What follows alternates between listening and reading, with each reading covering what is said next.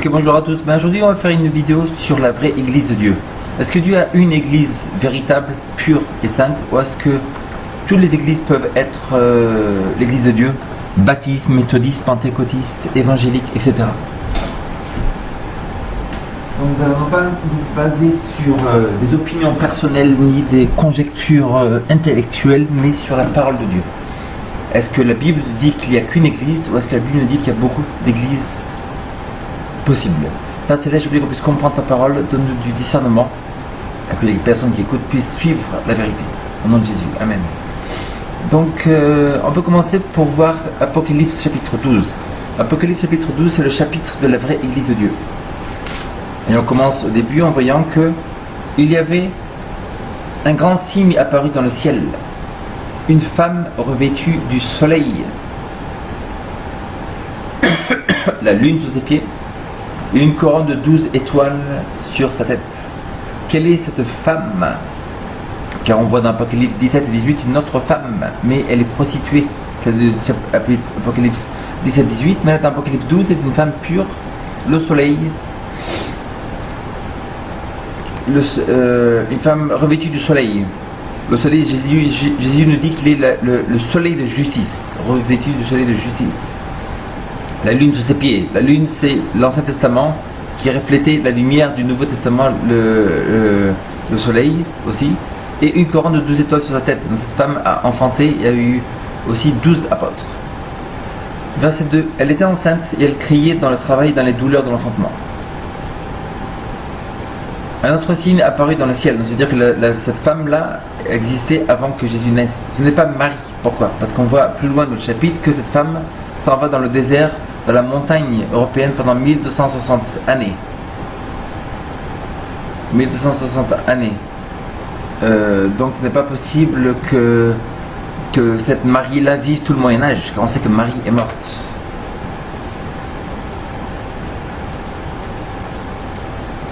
Donc qui est cette femme dans l'Apocalypse?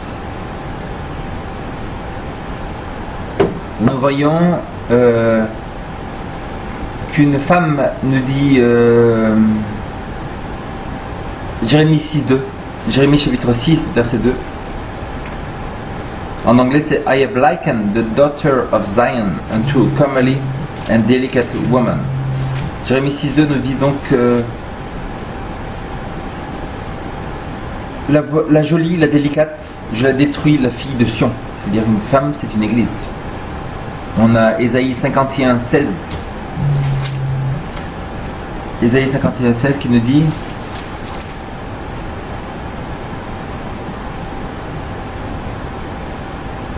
Je suis l'Éternel, ton Dieu, qui agite la mer, qui fait mugir les flots, l'Éternel des armées qui est son nom. Je mets mes paroles dans ta bouche et je te couvre de l'ombre de ma main, en étendant un ciel et en fondant une terre, en disant à Sion, tu es mon peuple, en disant à Sion, la femme, tu es mon peuple. On a aussi d'autres versets comme 2 Corinthiens 11.2. 2 Corinthiens chapitre 11 verset 2. Car je suis jaloux à votre sujet d'une jalousie de Dieu, parce que je vous ai fiancé à un seul époux, pour vous présenter au Christ comme une vierge pure. Une vierge pure. La femme, l'église de Dieu, est souvent comparée à la vierge pure ou une femme. On a Éphésiens 5.22.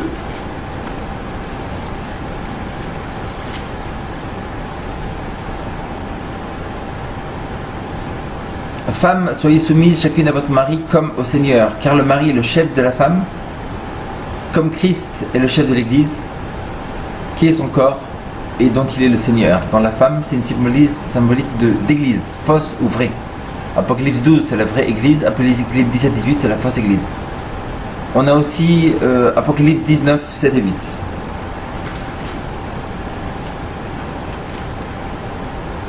Réjouissons-nous dans l'allégresse et donnons-lui gloire, car les noces de l'agneau sont venues et son épouse s'est préparée. Il lui a été donné de se vêtir de lin fin, éclatant et pur. Le fin lin, ce sont les œuvres justes des saints. Donc une femme est une vraie église. Apocalypse 12, c'est la vraie église de Dieu. Apocalypse 17 et 18, c'est la prostituée Babylone, l'église catholique, qui est la mère des prostituées, ça veut dire des autres églises qui sont tombées depuis le 22 octobre 1844, comme nous le dit Daniel 8, 14, qu'à la fin du 1300 ans, le message des 3 anges commencerait à être prêché. Le deuxième message, qui a été prêché même en 1844, en 1842, c'est que Babylone est tombée. Babylone est tombée. Les églises protestantes même qui ont commencé à faire, à sortir comme un message de Dieu, Martin Luther, etc., étaient l'église de Dieu. Elles n'ont pas suivi, elles n'ont pas continué à sortir de Babylone. Et quand le nouveau message est venu, la vérité présente de William Miller en 1844, elles sont devenues aussi Babylone. Donc Dieu a cette dernière église de la fin des temps. C'est la 7e des 7 églises d'Apocalypse 3. Elle s'appelle Laodicée, qui est tiède et que Dieu veut vomir dans sa bouche. Ils ont le dernier message d'avertissement sur la terre, mais souvent sont endormis avec les plus grandes vérités, les plus incroyables qui n'ont jamais été données à un être humain. Donc on a ces symboliques de Apocalypse 12. Apocalypse 12, et dans une question, c'est est-ce que cet enfant est né de Marie? On vient de voir que cette femme n'est pas Marie dans Apocalypse 12. Donc cet enfant, il est né de l'église. C'est Jésus-Christ qui est né de l'église. Quelle église? Il n'y avait pas de chrétiens, donc c'est de l'église juive. Cette femme, c'est l'église juive. Elle continue, c'est la vraie église dans le Nouveau Testament. Moyen-Âge, c'est la même église. À la fin des temps, c'est la même église. Ça veut dire que Dieu n'a qu'une église à travers tous les âges de l'histoire. Depuis Adam et Ève jusqu'au retour de Jésus, Dieu n'a eu qu'une église, avec différentes manifestations de cette église, mais ce n'est qu'une église, il n'y a pas plusieurs églises. Une vérité, une vraie église. Dans l'Ancien Testament, c'était Israël. À l'époque de Jésus, c'était les 12 apôtres. Quand les 12 apôtres sont morts, c'était les Vaudois qui ont duré les 1260 ans de persécution jusqu'à 1798. Au XVIe siècle, Dieu a fait sortir les protestants comme Martin Luther, Jean Calvin, etc., qui étaient la vraie église. Et en 1844, ils sont tombés, devenus Babylone. Donc Dieu a soulevé ce nouveau mouvement qui nous dit dans Apocalypse 12, verset 17, qui garde les commandements de Dieu, qui ont l'esprit des prophéties. Donc on continue dans Apocalypse 12, il y a écrit: un autre signe apparut dans le ciel, verset 3. Et voici un grand dragon rouge feu qui avait 7 têtes et 10 cornes qui sont les 7 diadèmes. Sa queue entraînait le tiers des étoiles du ciel qui jetaient sur la terre. Donc un diable, le Satan, apparaît, lui qui a fait tomber un tiers des anges. Il essaye de manger l'enfant. Le dragon se tient debout devant la femme qui allait enfanter afin de dévorer son enfant dès qu'elle l'aurait enfanté. Donc c'est dans l'histoire des évangiles que Hérode, Matthieu 2, verset 16, Matthieu 2, verset 16 nous dit: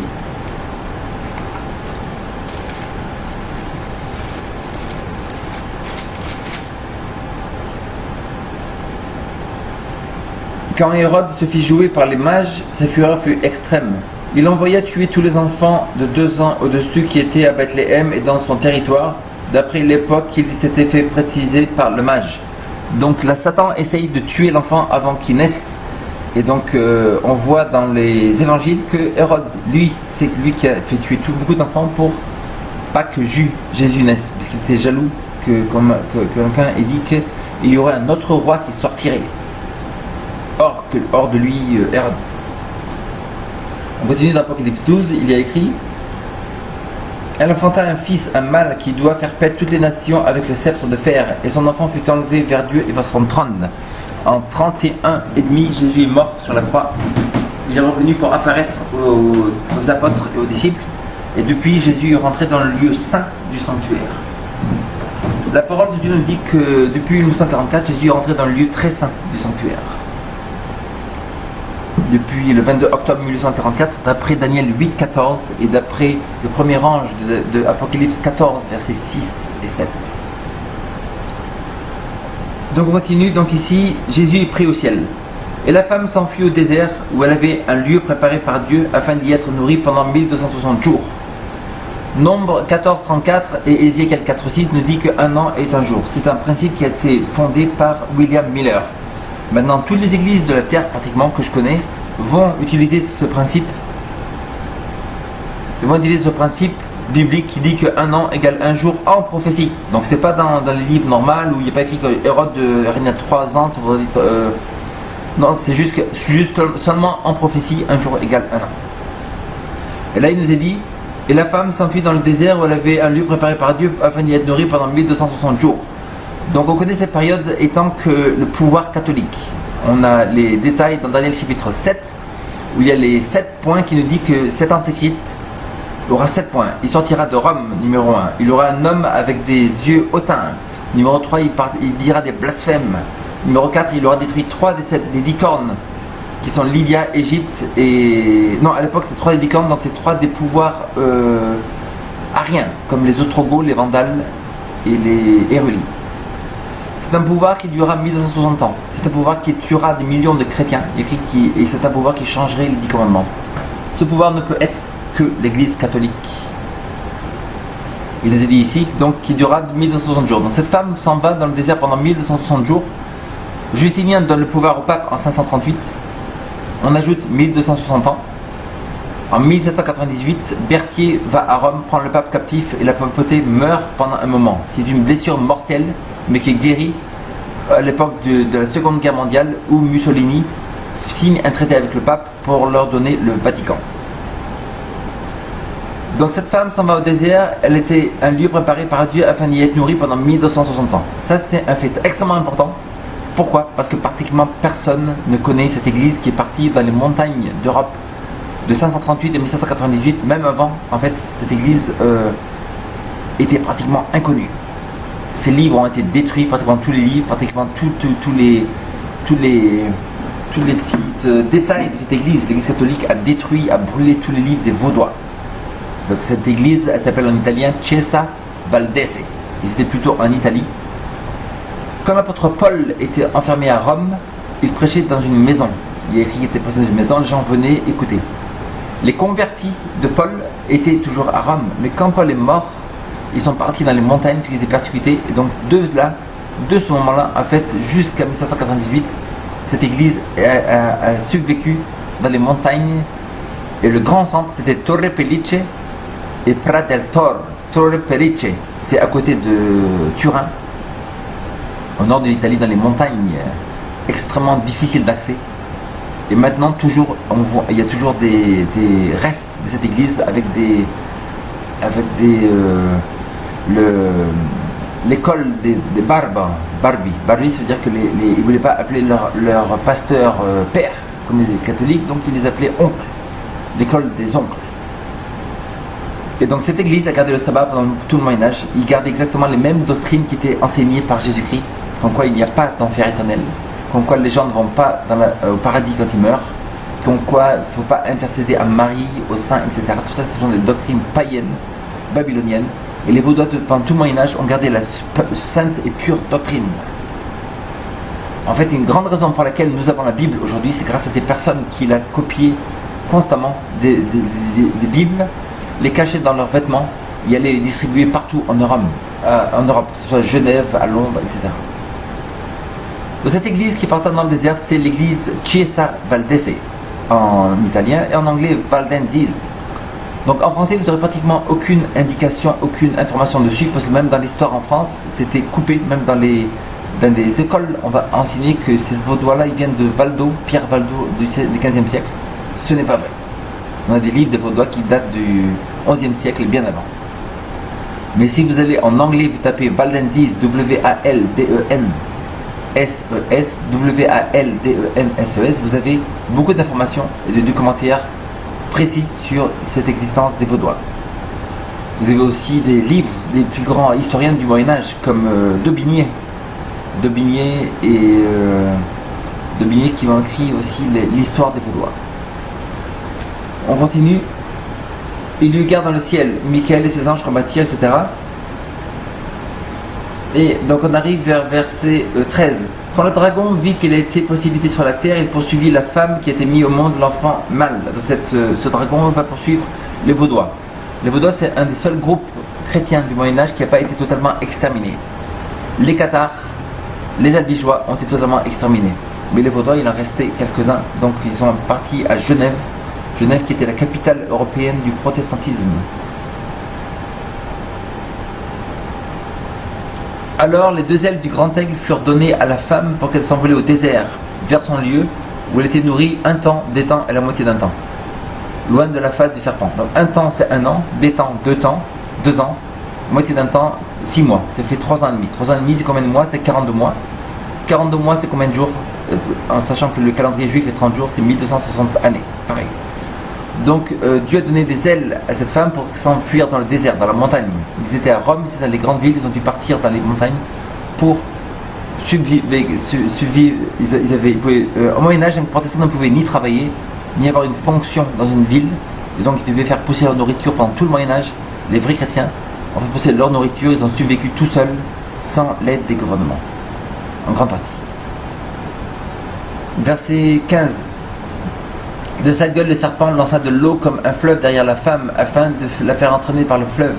Mais la terre secourut la femme, elle ouvrit la bouche et engloutit le fleuve que le dragon avait lancé de sa gueule. Ce fleuve, c'est l'Inquisition, qui partait partout et constamment l'Église catholique détruisait de plus en plus de Vaudois. Mais Dieu a ouvert la terre, et donc Dieu a ouvert la terre, et donc les chrétiens qui étaient ici persécutés sont partis aux États-Unis pour pouvoir survécu, pour pouvoir garder la vérité de la parole de Dieu sans être persécutés.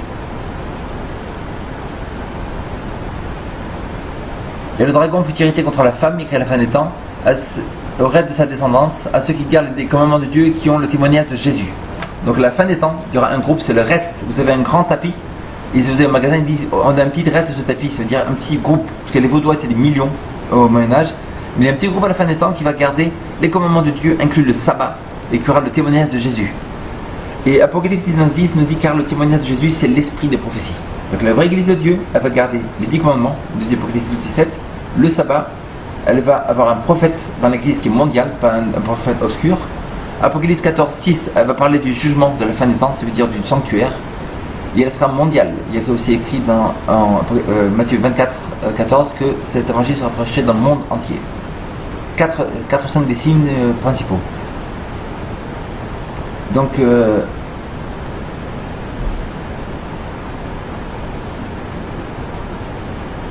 on a aussi Exode 19:4. Vous avez vu ce que j'ai fait aux Égyptiens et comment je vous ai porté sur des ailes d'aigle et je vous ai apporté à moi.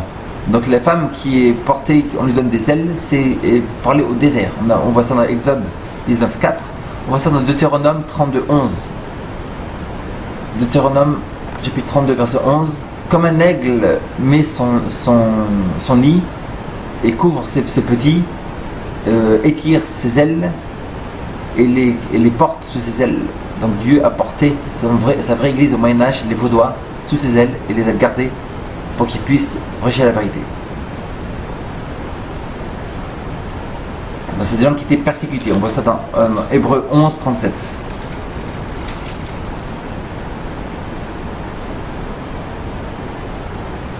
Ils furent lapidés, mis à l'épreuve, sciés, ils furent tués par l'épée, ils allèrent ça et là vêtus de peau de brebis, de peau de chèvre, dénués de tout, opprimés, maltraités, eux dont le monde n'était pas digne, errant dans les déserts, les montagnes, les cavernes et les antres de la terre. En parlant en partie des Vaudois aussi, et des prophètes de l'Ancien Testament. Dans l'église de Dieu, elles sont tirées après 1798. Parce que Apocalypse 2:17 nous dit, bon, la vraie église de Dieu, elle ne sortirait pas avant. Ça veut dire que l'église de Dieu ne peut pas être les luthériens, les méthodistes, les baptistes, etc., car ils sont sortis avant. Les seules églises qui sont sorties après 1798 mondiales, c'est les témoins de Jéhovah, les Mormons, l'église adventiste du 7e jour et pentecôtiste.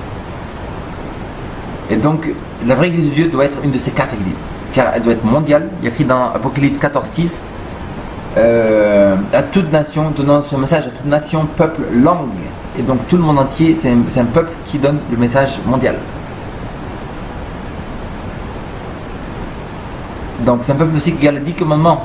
Jean 14:15, si vous m'aimez, gardez mes commandements. Apocalypse 22:14, bénis sont ceux qui gardent les commandements, afin qu'ils aient le droit à l'arbre de vie et qu'ils puissent entrer dans les portes de la ville. C'est un peuple qui garde le témoignage de Jésus. Il a pris Apocalypse 19:10, craignez Dieu car le témoignage de Jésus c'est l'esprit des prophéties. car le témoignage de Jésus c'est l'esprit de prophétie, donc c'est une église qui est un prophète mondial, un vrai prophète à la fin des temps. Les seuls prophètes qu'on connaît, c'est Joseph Smith. Les témoins de Jéhovah ils disent que leur ministering, que les gens de Brooklyn là-bas, c'est les prophètes, ou Ellen G. White. C'est les 3 seuls prophètes mondiaux connus mondialement. Et donc un de ces 3 prophètes doit être le vrai prophète. Les 2 autres prophètes doivent être des prophètes menteurs. Apocalypse 14,6 nous dit: je vis un autre ange volant au milieu du ciel, ayant l'évangile éternel pour le prêcher à tous ceux qui sont sur la terre, à toute nation, tribu, peuple et langue. Donc c'est un message mondial.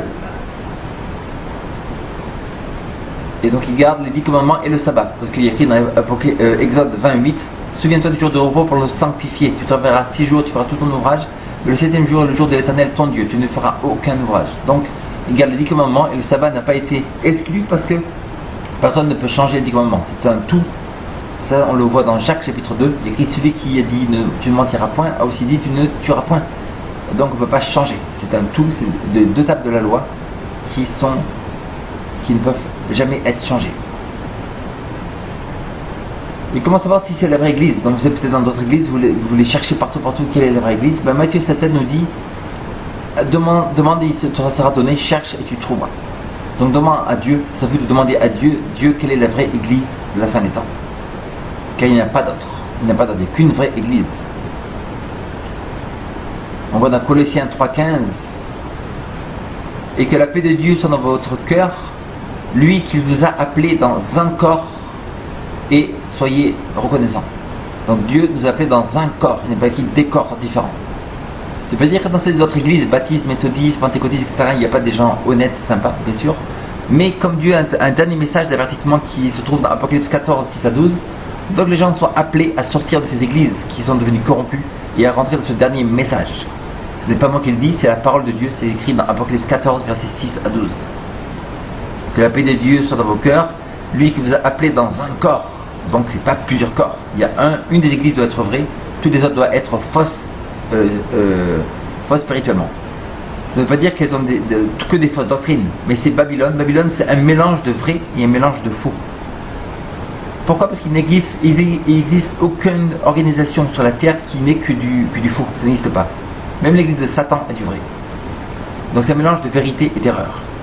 Colossiens 1,18: et comme lui, il est la tête du corps, pas des corps de l'église, du corps de l'église, à son commencement, le premier des morts, ainsi il a en tout la prééminence. Donc il est la tête de l'église, c'est de l'église et pas des églises.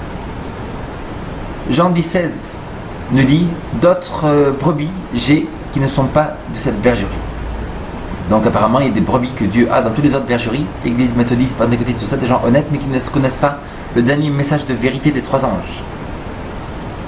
Et qui doivent sortir de ces bergeries. Dès qu'ils ont connu et sont honnêtes, ils se rendent compte qu'il y a des fausses doctrines comme l'enfer éternel, comme le dimanche, comme on est sauvé seulement en faisant rien du tout en fait, comme quoi il n'y aurait pas de sanctuaire, comme quoi il y a beaucoup de fausses doctrines impressionnantes, comme l'enlèvement. L'enlèvement c'est une doctrine satanique. Il y a plein de fausses doctrines dans ces églises et Dieu vous demande d'en sortir. On a Jean 10,16: mes brebis écoutent ma voix et elles me suivent. Mes brebis écoutent ma voix et elles me suivent. Donc si vous êtes vraiment la brebis de Jésus, vous allez prier par rapport à ce sujet, vous allez étudier, et vous allez suivre la vérité en sortant des fausses églises et rentrant dans la véritable. 1 Corinthiens 12,13: car par un esprit nous sommes tous baptisés dans un corps. Car par un esprit, le Saint-Esprit, nous sommes tous baptisés dans un corps, qu'on soit juif ou païen ou gentil. Donc c'est un corps, la vraie église, et pas les églises, et pas de décor. Éphésiens chapitre 4, verset 4. Éphésiens 4, 4 nous dit: il y a un seul Seigneur, une seule foi, un seul baptême. Donc il y a beaucoup d'églises, mais il n'y a qu'une seule vérité, il n'y a qu'une seule foi, une seule profession. Ça veut dire que Dieu ne peut pas se contradire en disant 2 choses différentes. Une est vraie ou l'autre est vraie. Mais il y a une seule foi, une vérité, un baptême, un Seigneur. Donc le fait qu'il y ait beaucoup d'églises veut dire que la plupart des églises ont des fausses doctrines, ils ne sont pas la vraie église de Dieu. Colossiens 1,18. Il est le chef, la tête du corps, l'Église, qui est le premier, donc c'est la tête de l'Église, c'est une Église. Luc 17, 26.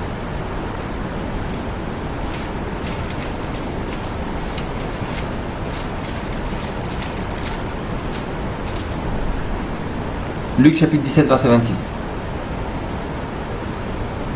Ce qui arriva au jour de Noé arriva aussi au jour du Fils de l'homme. Il mangeait, buvait, était donné un mariage, qu'au jour où Noé entra dans l'arche, le déluge vint aussi et les fit tous périr. Là, Noé avait un message nouveau. Dieu a donné ce message à Noé. Les gens sur la terre, si ce message n'était pas arrivé, n'auraient pas été condamnés. Mais Dieu envoie toujours des tests et de la vérité présente.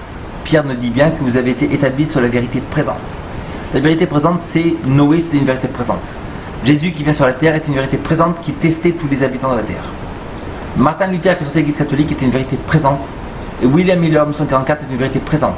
Quiconque écoutait devait prendre une décision pour ou contre. C'était la vérité présente.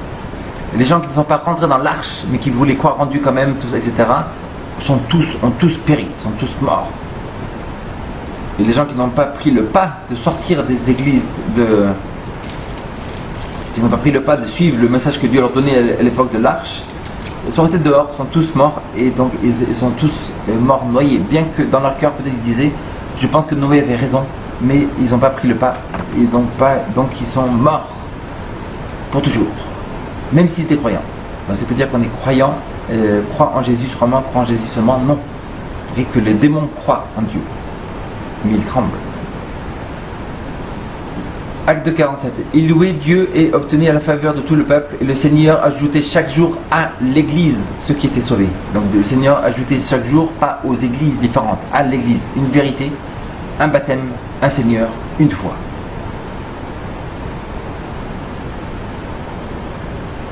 Donc 1 Corinthiens 3, 11.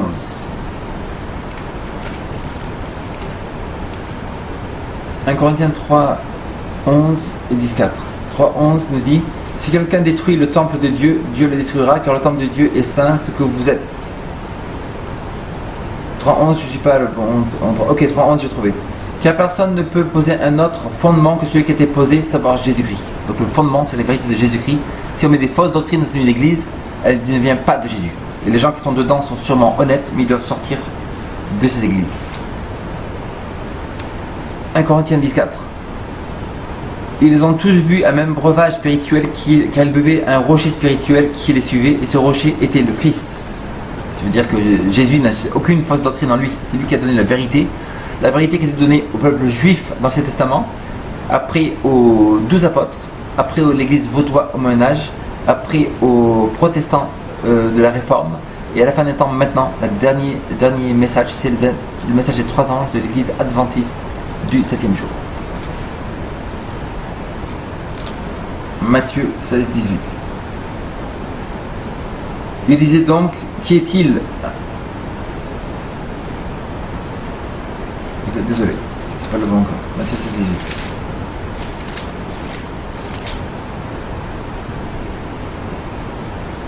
Et moi je vous dis que tu es Pierre, et que sur cette pierre je bâtirai mon église, et que les portes du séjour de mort ne prévaudront pas contre elle. Donc là, si l'Église catholique dit que ça vient, que Pierre était le premier catholique, ce n'est pas vrai, parce qu'il n'y a pas eu de catholique longtemps après l'apôtre Pierre. Et là, Pierre, c'est 2 mots différents en grec. Ça veut dire que moi je te dis que tu es Pierre, Pétros, un petit caillou, et que sur moi, Jésus-Christ, Pétra, la puissance inébranlable, je bâtirai mon église. Mon église. Donc là, il n'y a pas écrit les églises, les assemblées différentes, c'est l'église de Dieu, une, unique, puissante, sans tâche, sans faute. Éphésiens 5, 25.